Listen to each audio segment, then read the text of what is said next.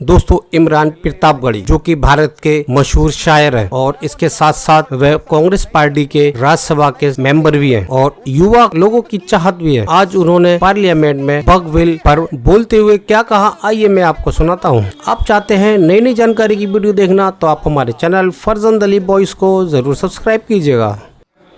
जिल्ले इलाही जमहूरियत जो है वो नफरत और ठसक से नहीं चलती है, अकड़ से नहीं चलती है, उसमें सबकी हिस्सेदारी जरूरी है।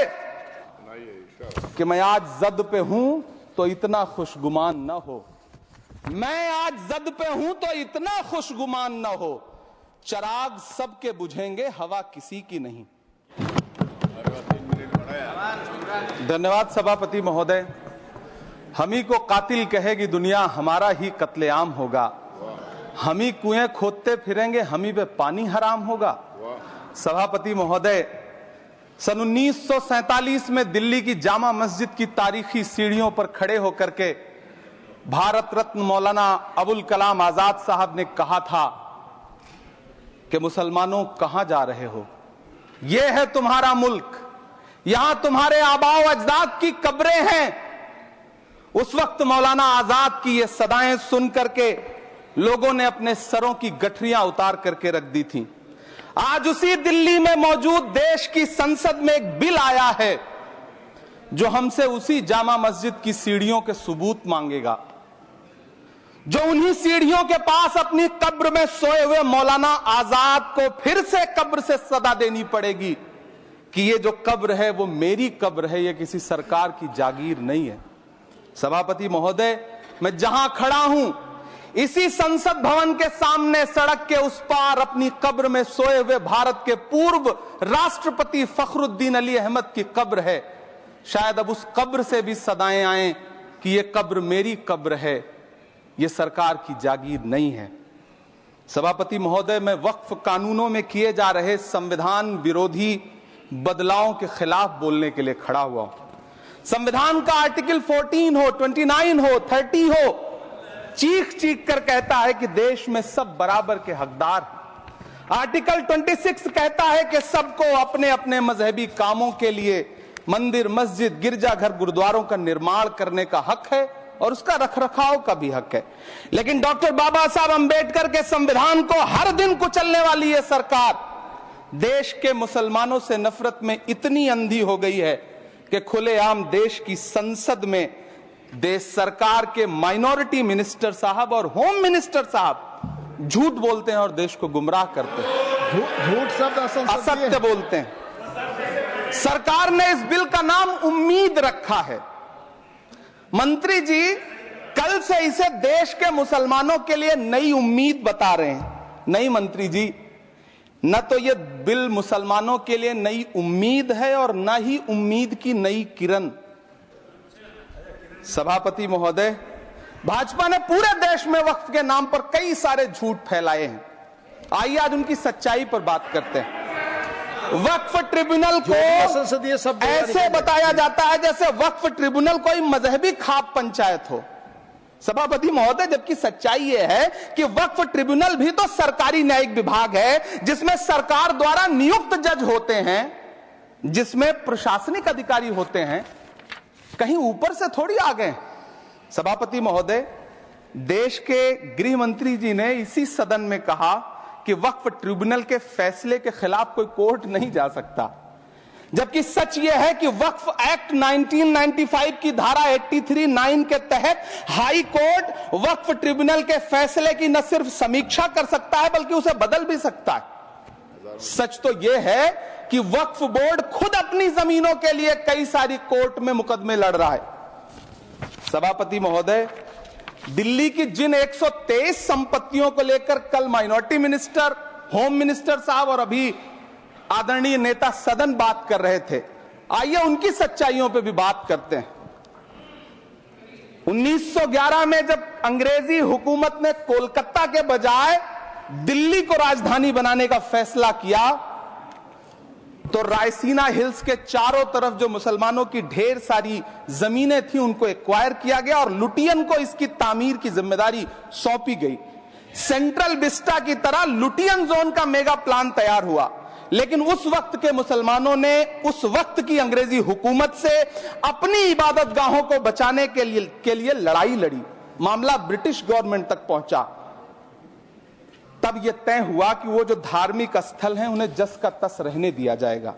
इंडिया गेट के बगल वाली मस्जिद हो, जाब्तागंज, सुनहरी बाग मस्जिद हो, पार्लियामेंट रोड वाली मस्जिद हो, ऐसी 123 संपत्तियों के मैनेजमेंट के लिए 1913 में मुसलमान वक्फ वैलिडेशन एक्ट बना और उसके बाद एक नया शहर बसाया गया जिसे लुटियंस जोन का नाम दिया गया। फिर 1943-45 के बीच एक और समझौता हुआ आजादी से पहले, उसके तहत काफी सारी वक्फ जायदादों को सुन्नी मजलिस औकाफ बनाकर उसके अंडर किया गया ताकि उसकी देखरेख की जा सके। गृह मंत्री जी 2 दिन से सदन में जो बात कह रहे हैं वो दरअसल 123 संपत्तियां उसी सुन्नी मजलिस औकाफ के तहत आती है। सभापति महोदय, आजाद भारत आजाद हुआ। आजादी के बाद भारत में 1954 में वक्फ एक्ट लागू हुआ, जिसकी धारा 9 के तहत 1964 में केंद्रीय वक्फ काउंसिल का गठन हुआ। दिल्ली की वही 123 प्रॉपर्टीज को 1970 में सर्वे गजट करके गजट नोटिफाई किया गया। इसके निपटारे के लिए पूर्व प्रधानमंत्री इंदिरा जी के द्वारा 1974 में एक बर्नी कमेटी बनाई गई। बर्नी कमेटी ने 1976 में इन 123 संपत्तियों को दिल्ली वक्फ बोर्ड की संपत्ति होने की रिपोर्ट सौंपी। उस रिपोर्ट के आधार पर 1984 में कांग्रेस सरकार ने उन 123 प्रॉपर्टीज को दिल्ली वक्फ बोर्ड को सौंपने का फैसला किया, जिसके खिलाफ विश्व हिंदू परिषद कोर्ट गई। मामला 2011 तक पेंडिंग रहा। फिर 2011 में कोर्ट ने सरकार को आदेशित किया कि इसका निपटारा करो। तब 2013 में तत्कालीन यूपीए सरकार ने दिल्ली की उन्हीं 123 जायदादों को बर्नी कमेटी की सिफारिशों के मुताबिक वक्फ बोर्ड के हवाले किया। यही वो प्रॉपर्टीज हैं जिनके नाम से गृह मंत्री जी कल से कांग्रेस को कोस रहे हैं। फिर आई 2014 में भाजपा की सरकार, जो तब से इन जमीनों को हड़पने की साजिश कर रही है।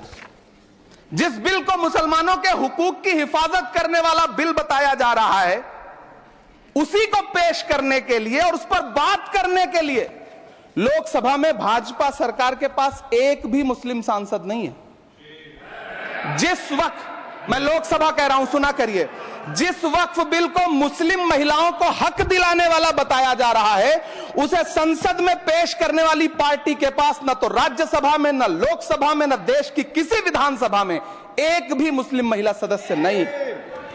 कल किरण रिजिजू जी कह रहे थे कि रेलवे की जमीनें देश की जमीनें हैं, डिफेंस की जमीनें देश की जमीनें हैं। हां मंत्री जी, हैं, बिल्कुल हैं। ये जो वक्फ की जमीनें हैं, ये हमारे पुरखों ने धार्मिक कामों के लिए डोनेट किया है, तो हम भी तो इसी देश के नागरिक हैं, हम भी तो इसी देश के बेटे हैं, तो वक्फ की जमीनें भी तो इसी देश की जमीनें हैं। उनको पराया क्यों बोलते हैं आप?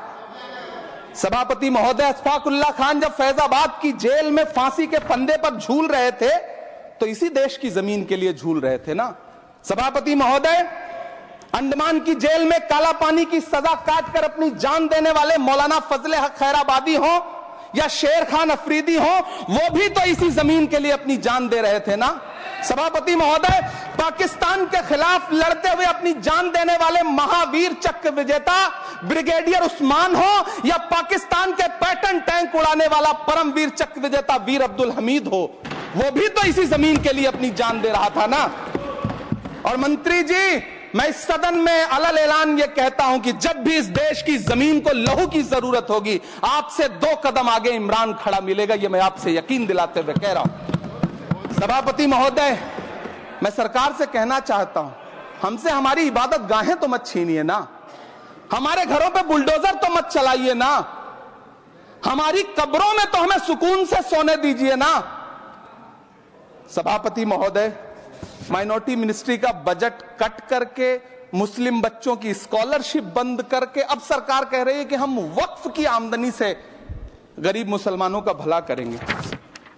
गुजरात की बेटी बिल्किस के बलात्कारियों की रिहाई के बाद उन्हें माला पहनाने वाली लोगों के नेता ये कह रहे हैं कि यह बिल मुस्लिम महिलाओं को उनका हक दिलाएगा। धन्यवाद मोदी जी, क्या बढ़िया सौगातें मोदी दे रहे हैं आप। पहले हमें गुजराते मोदी दिया, आप सौगातें मोदी दे रहे हैं। लेकिन यह सरकार इतना याद रखे कि इसी ठसक के साथ देश की संसद में सीए का कानून भी लाया गया था और कहा गया था बड़े बड़े भाषण देकर के कि पड़ोसी देशों से हिंदू भाइयों को ला करके यहां नागरिकता दी जाएगी। लेकिन मैं आपके संज्ञान में लाता हूं सर कि पिछले इतने दिनों में इनसे नागरिकता लेने के लिए 2000 व्यक्ति भी नहीं आए, जबकि इसके उलट इन्हीं की सरकार में पिछले 10 साल में 15 लाख से ज्यादा भारतीयों ने भारत की नागरिकता छोड़ करके दूसरे देश में जाकर के बस गए। यह हुआ उस कानून का अंजाम। सभापति महोदय, इसी तरह की जिद के साथ किसानों के खिलाफ भी कानून लाए गए थे। जिस तरह आज वक्फ के फायदे गिनाए जा रहे हैं, उसी तरह से किसानों को भी कृषि कानूनों के फायदे गिनाए गए थे। लेकिन अंजाम क्या हुआ? 700 किसानों की शहादत लेने के बाद सरकार को अन्नदाता किसानों के सामने घुटने टेकने पड़े और कृषि कानून वापस लेने पड़े। जिल्ले इलाही, जमहूरियत जो है वो नफरत और ठसक से नहीं चलती है, अकड़ से नहीं चलती है। उसमें सबकी हिस्सेदारी जरूरी है। कल देश के माइनॉरिटी मिनिस्टर ने लोकसभा में खड़े होकर एक शेर सुनाया था कि मुझसे कोई बदगुमान न हो, तो मैं उन्हें एक शेर सुनाना चाहता हूं कि मैं आज जद पे हूं तो इतना खुशगुमान न हो, मैं आज जद पे हूं तो इतना खुशगुमान न हो, चराग सबके बुझेंगे हवा किसी की नहीं। नीतीश कुमार जी हो, चंद्रबाबू नायडू जी हो, चिराग पासवान जी हो, जयंत चौधरी जी हो, देवे गौड़ा जी हो, जीतन राम मांझी जी हो, सबको समझना पड़ेगा कि जब जंगल में आग लगती है तो न वो बरगद बचते हैं जो हवा को आंधी में तब्दील करते हैं, न वो बांस बचते हैं जो आपसी रगड़ से चिंगारी पैदा करते हैं। सभापति महोदय, जब देश को मनमोहन सिंह साहब जैसा काबिल प्रधानमंत्री मिलता है तो देश को आरटीआई जैसा एक्ट मिलता है, सेज जैसा एक्ट मिलता है, मनरेगा जैसा एक्ट मिलता है, लिबरलाइजेशन मिलता है, राइट टू एजुकेशन मिलता है, नेशनल फूड सिक्योरिटी एक्ट मिलता है। लेकिन जब देश को सौगातें मोदी मिलती है तो क्या मिलता है? सीए मिलता है, फॉर्म्स लॉ मिलता है, आर्टिकल 370 मिलता है, इलेक्टोरल बॉन्ड जैसा एक्ट मिलता है और वक्फ अमेंडमेंट एक्ट जैसे बिल देश को मिलते हैं। मुझे तो अपने हमवतन भाइयों से पूछना है कि आपको अपने बच्चों की तरक्की, खुशहाली और नौकरी की दरकार है या फिर मुसलमानों की दान की गई जमीनों को लूटकर धन्ना सेठों को देने की साजिश करने वाले कानून की? सभापति महोदय, यह सरकार रात के 3 बजे तक पूरे देश को जगा करके संसद में अपने ही नागरिकों को नीचा दिखाने के लिए वक्फ बिल ला रही थी, तो उधर रात के 1:30 बजे अमेरिका हम पर 26% टैरिफ लगा रहा था। सरकार की प्राथमिकताएं देश को पता। सभापति महोदय, मैं बहुत भावुक हूं आज, और मुझे अच्छा लगा कि आदरणीय नेता सदन जगत प्रकाश नड्डा जी ने बहुत अच्छी बातें भी की, मन से बातें की। क्योंकि उनके नाम में प्रकाश जुड़ा है तो मैं उनमें हमेशा एक रोशनी की किरण देखता हूं। मैं उनके सामने बहुत अदब से यह बात कहना चाहता हूं कि चिरागों के सफर में दबदबा हो आंधियों का तो फिर अंजाम जुल्मत के सिवा कुछ भी नहीं होगा। यह दुनिया नफरतों के आखिरी स्टेज पर है, इलाज इसका मोहब्बत के सिवा कुछ भी नहीं होगा। मैं भावुक हूं, मेरी पलकें गीली हैं। अगर देश की एक बहुत बड़ी आबादी को लगता है कि आप उसका भला करने के लिए नहीं बल्कि उनकी इबादतगाहों, उनकी कब्रिस्तानों, उनकी खानकाहों को बर्बाद करने का बिल ला रहे हैं, तो फिर आप अगर समझाने में नाकामयाब रहे हैं तो यह आपकी नाकामयाबी है। पहले समझाइए, उसके बाद कोई बिल लेकर के आइए, तब शायद हम आपका इतनी पुरजोर तरीके से विरोध ना करें। लेकिन सभापति महोदय, मैं अंत में सिर्फ इतना कहना चाहता हूं कि इस बिल में जो भी पॉइंट्स दिए गए हैं, बॉम्सी पोर्टल देख लीजिए, सरकार का झूठ आपको पकड़ में आ जाएगा।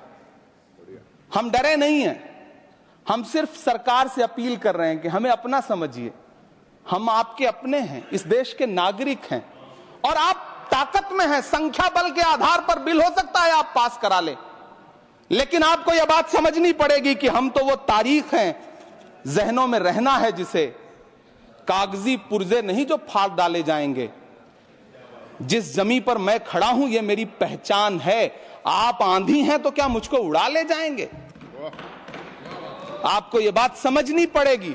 आपको अगर इतना विपक्ष की तरफ से पहले जेपीसी में इतने सारे पॉइंट्स आए और उसके बाद कल से लोकसभा में और राज्यसभा में सुझाव आप सुनने को तैयार नहीं है, लोगों की शंका को दूर करने के बारे में आप बिल्कुल सोच नहीं रहे, बस आप कह रहे हैं यह बिल उम्मीद की नई किरण है। नहीं साहब, इसे भले किरण जी लेके आए हैं, लेकिन ये उम्मीद की नहीं बल्कि नाउम्मीदी की किरण है। और इस देश की एक बहुत बड़ी आबादी इस बात से खदशे में है, शक में है कि आप सीधे उनकी जमीनों को लूट करके धन्ना सेठों को बेचना चाहते हैं। मेरी अब भी आपसे अपील है कि इस बिल को वापस लीजिए। यह बिल कहीं से आपके अपने नागरिकों के लिए अच्छा नहीं है। यह बिल सिर्फ इस देश के मुसलमानों को नीचा दिखाने का और अपने एक ऐसे मतदाता वर्ग को खुश करने का बिल है जिनको इस बिल के पास हो जाने से कुछ मिलेगा भी नहीं, लेकिन आप एक नैरेटिव देना चाहते हैं, एक मैसेज देना चाहते हैं। मेरी आपसे अपील है कि कृपया ये जो सबका साथ सबका विकास का नारा है, इस नारे को रत्ती भर तो चरित्रार्थ कर दीजिए। बहुत बहुत धन्यवाद। अगर आप नई जानकारी की वीडियो देखना चाहते हैं तो आप हमारे चैनल ट्रू वायरल स्टोरी को जरूर सब्सक्राइब कीजिएगा।